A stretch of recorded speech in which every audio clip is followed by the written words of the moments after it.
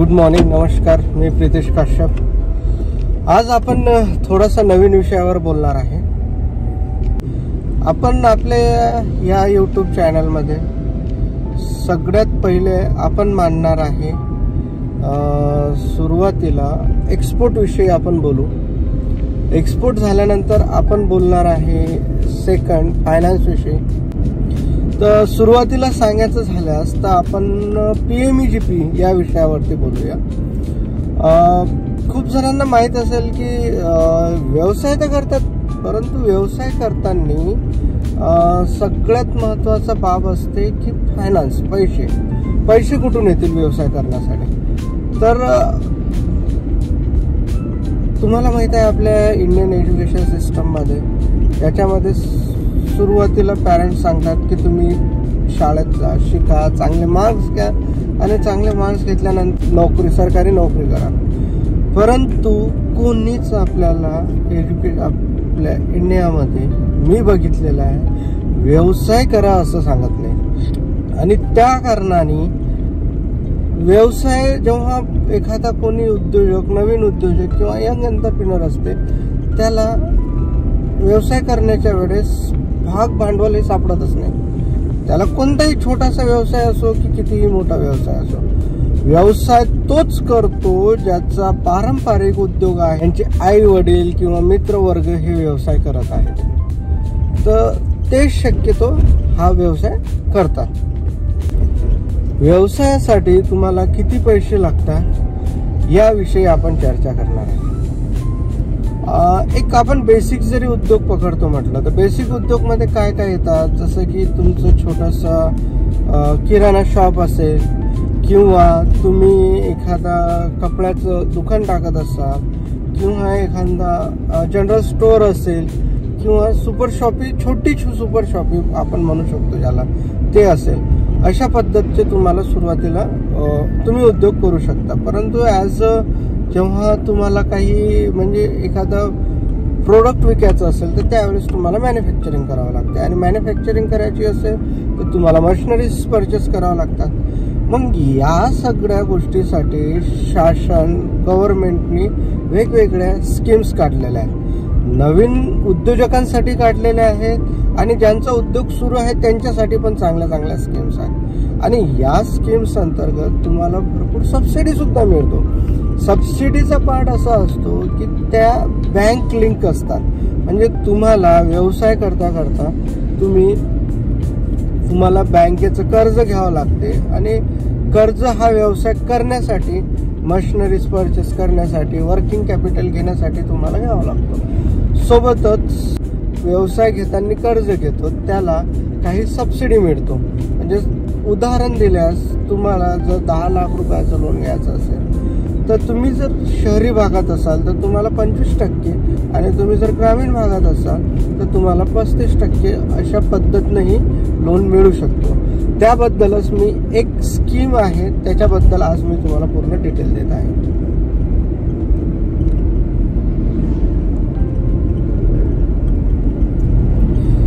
स्कीमचं नाव सांगण्यात झालं तर स्कीम मध्ये जी पहिली स्कीम आहे गव्हर्नमेंट ऑफ इंडियाची ती आहे PMEGP.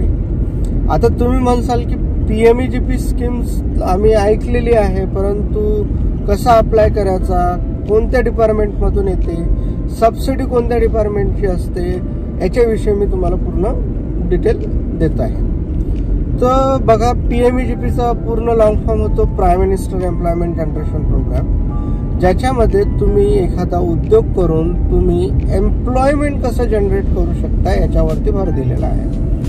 तर या स्कीममध्ये तुम्ही 2 प्रकारचे उद्योग आहेत. याच्यामध्ये तुम्ही सर्व्हिस उद्योग आणि तुम्ही एक मॅन्युफॅक्चरिंग म्हणजे उत्पादन ज्याला म्हणतो आपण, अशा 2 पद्धतीनं तुम्ही म्हणजे एलिजिबल आहे याच्यामध्ये.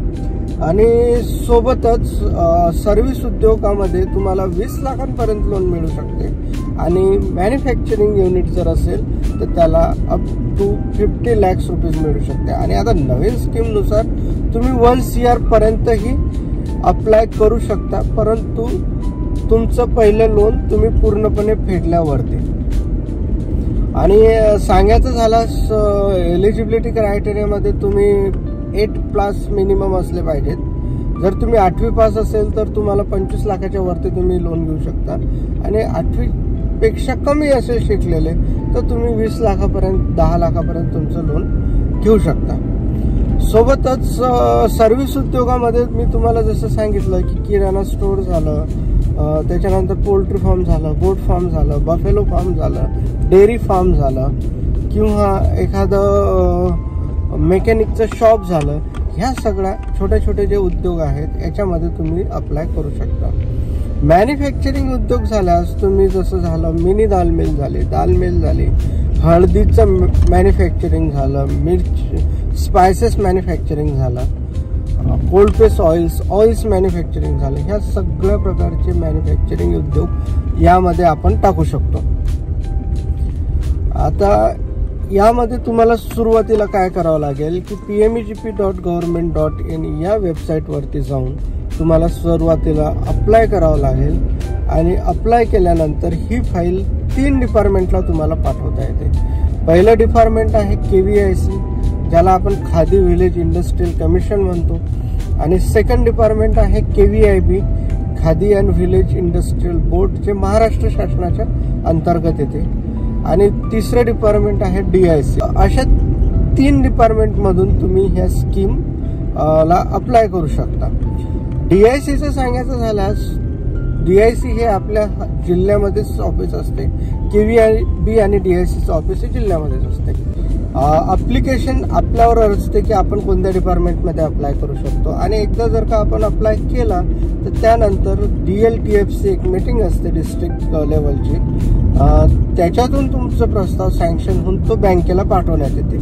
त्यानंतर सगळी जबाबदारी ही बँकेची राहते की तुम्हाला किती रुपयाचं लोन द्यायचं, कशा पद्धतीनं द्यायचं, मॅन्युफॅक्चरिंगसाठी किती पैसे द्यायचे, वर्किंग कॅपिटलसाठी किती पैसे द्यायचे, आणि हे सगळं देत असताना बँक हा सगळ्या पद्धतीनं तुमचं डिटेल्स चेक करते. तुमच्याकडे ITRs आहेत की नाही, तुमचं सिबिल स्कोअर कसा आहे, आणि सोबतच तुम्ही उद्योग कुठं करणार आहात, तुमचे डॉक्युमेंटेशन्स पासून तर सगळ्या गोष्टी तुमचे बँक चेक करते. त्यानंतर तुम्ही एकदा जर का तुम्हाला लोन मिळालं तर तुम्हाला डॉक्युमेंट्स म्हणून प्रोजेक्ट रिपोर्ट, कोटेशन्स, मशिनरीचे कोटेशन झाले, तुम्ही रॉ मटेरियल परचेस करणार आहात त्याचे कोटेशन झाले, ह्या सगळ्या बाबी तुम्हाला बँकेला द्यावं लागते आणि त्यानंतरच तुमचं लोन हे सँक्शन होते. सांगायचं तात्पर्य असं की भरपूर उद्योजक आहेत की ज्यांना ह्या सगळ्या बाबी माहीत नाही आहेत आणि त्या बाबी माहीत करून देणं या चॅनलमधून आपण प्रयत्न करत आहे. सोबतच तुम्हाला मी छोट्या छोट्या डिटेल्स दिल्या या स्कीमबद्दल, आणि माझी अपेक्षा आहे की आपल्या इंडियामधून जास्तीत जास्त उद्योजक तयार झाले पाहिजेत आणि लवकरात लवकर आपले म्हणजे एक मॅन्युफॅक्चरिंग हब तयार झाला पाहिजे. सोबतच आणखी काही जर तुम्हाला स्कीमबद्दल माहिती पाहिजेत असेल, खाली मी ईमेल ID शेअर करत आहे. एक आमचं व्हॉट्सअप चॅनल आहे, त्याच्यावरती तुम्ही जॉईन होऊ शकता. मी त्याची लिंक्स या व्हिडिओच्या माध्यमातून तुम्हाला प्रोव्हाइड करतो. तुम्हाला जर ही स्कीमबद्दल रिलेटेड आणखी काही माहिती हवी असेल तर तुम्ही आपल्या या चॅनलला लाईक करा, शेअर करा आणि सबस्क्राईब करा, आणि लवकरच आपण नवीन व्हिडिओच्या माध्यमातून तुम्हाला आणखी वेगवेगळ्या पद्धतीच्या माहिती देत राहू. धन्यवाद. थँक्यू.